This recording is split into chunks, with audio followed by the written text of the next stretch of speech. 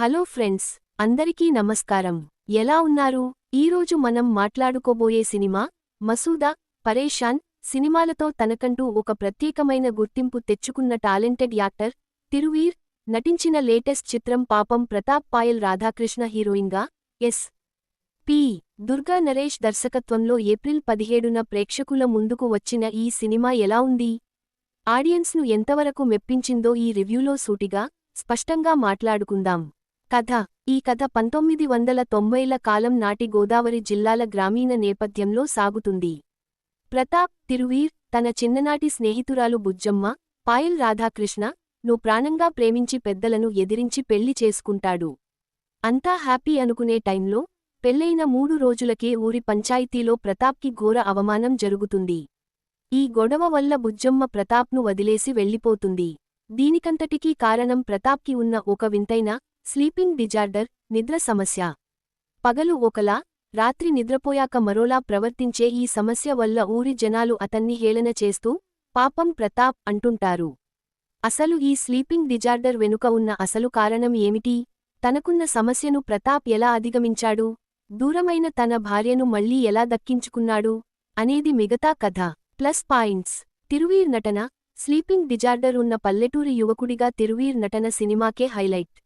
ఆ క్యారెక్టర్కి కావాల్సిన బాడీ లాంగ్వేజ్, డిఫరెంట్ మ్యానరిజమ్స్ మరియు కామెడీ టైమింగ్తో బాగా ఆకట్టుకున్నాడు. First half comedy. దర్శకుడు తీసుకున్న స్టోరీ పాయింట్ చాలా చిన్నదైనా, ఫస్ట్ హాఫ్ అంతా పల్లెటూరి వాతావరణం, అక్కడి మనుషుల అమాయకత్వంతో కూడిన కామెడీతో చాలా సరదాగా నడిపించాడు. Supporting cost. హీరో తండ్రిగా అజయ్ ఘోష్ పాత్ర అద్భుతంగా పండింది. ఆయన మార్క్ డైలాగ్ డెలివరీ, పంచ్లు బాగా నవ్విస్తాయి. అలాగే గోపరాజు రమణ, రాశి, దేవి ప్రసాద్ తమ పరిధుల మేరకు సినిమాకి చాలా ప్లస్ అయ్యారు. Minus points. సాగాదీసిన సెకండ్ హాఫ్. మొదటి భాగాన్ని ఎంగేజింగ్గా నడిపించిన దర్శకుడు, కీలకమైన ద్వితీయార్థంలో మాత్రం తడబడ్డాడు. కథనం చాలా నెమ్మదించింది. Repeated scenes. హీరోని ఊరి జనాలు చూసి నవ్వే సన్నివేశాలు మొదట్లో బాగానే ఉన్నా, రాను రాను అవే రిపీట్ అవ్వడంతో ప్రేక్షకులకు కాస్త బోర్ కొడుతుంది. లోపించిన డెప్త్. నిద్రలో సమస్య అనే కాన్సెప్ట్ తెలుగు తెరపై చాలా కొత్తది. ఈ పాయింట్ని ఎంచుకున్న దర్శకుడు, దాన్ని మానసిక కోణంలో, సైకలాజికల్ ఆస్పెక్ట్ ఇంకాస్త లోతుగా అన్వేషించి ఉంటే సినిమా వేరే లెవెల్లో ఉండేది. పాపం ప్రతాప్. ఒక సున్నితమైన మరియు కొత్త పాయింట్తో తీసిన విలేజ్ డ్రామా. మొదటి భాగం నవ్వులతో సాగిపోయినా, సెకండ్ హాఫ్లో వచ్చే ల్యాగ్ వల్ల సినిమా కాస్త గ్రాఫ్ పడిపోతుంది. హీరోకి ఉన్న సమస్య చుట్టూ అల్లుకున్న డ్రామాని ఇంకాస్త క్రిస్ప్గా రాసుకుని ఉంటే ఖచ్చితంగా గొప్ప సినిమా అయుండేది.